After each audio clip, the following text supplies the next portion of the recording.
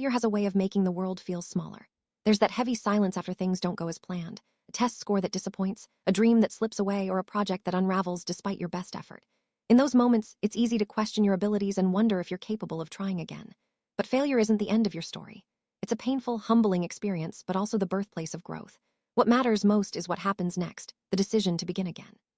Starting over isn't about pretending it didn't hurt. It's about believing the setback doesn't define you. Sometimes, courage is simply taking one small step forward, even when quitting feels easier. The phrase failing forward sounds inspiring, but living it is much harder. It means using your failures as momentum, not letting them stop you. Instead of seeing mistakes as punishments, you learn to treat them as teachers. Failing forward isn't about always feeling positive or confident. It's often messy and uncomfortable. You might still be processing disappointment, but you keep showing up, even with bruised confidence. Through this process, you develop resilience, the kind that only comes from falling, reflecting, and rising again. Every failure becomes a chance to practice beginning, and each new beginning builds your strength for the future. Interestingly, neuroscience shows that failure actually helps you learn. Every time you make a mistake, your brain generates a signal called error-related negativity, which activates areas involved in attention and self-correction. In other words, your brain learns faster when you fail and reflect on why.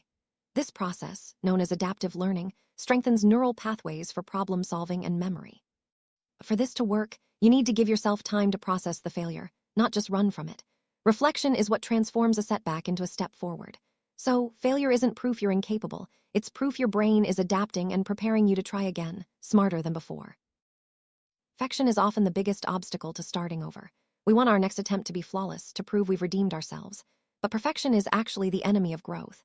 When you aim for perfection, you stop experimenting and become afraid to try new things because failure feels like weakness. The people who achieve the most aren't perfect, they're persistent. They learn to live with discomfort and keep moving forward, even when things aren't ideal. Every time you begin again, you're teaching yourself that failure is not something to avoid, but something you can recover from. That mindset shift will carry you through every challenge ahead. After failure, it's easy to replay what went wrong over and over. While reflection is important, it only helps if it leads to insight. Ask yourself, what can I learn from this? What would I do differently next time? What actually worked, even if the outcome did? These questions shift your focus from regret to growth. Once you've reflected, take one small action. It doesn't have to be dramatic, just something that moves you a little closer to your next goal.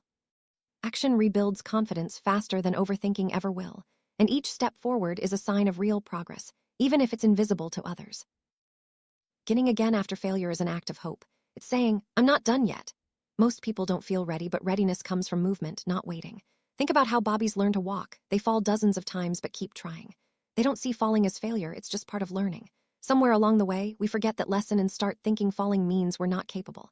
But really, it means we're learning something new. We're allowed to fail, to try again, and to be both a work in progress and proud of how far you've come. Failure is never easy, but it's never final. What defines you isn't the moment you fall, it's the moment you decide to stand back up. Failing forward means giving yourself permission to start again, not with the pressure of being perfect, but with the courage to grow. Every new beginning is built on what came before, even the mistakes. So if you've fallen recently, take a breath. Let the disappointment settle, then take that first step forward. You don't have to know exactly where it will lead. Sometimes, courage doesn't look like confidence. It looks like trying one more time.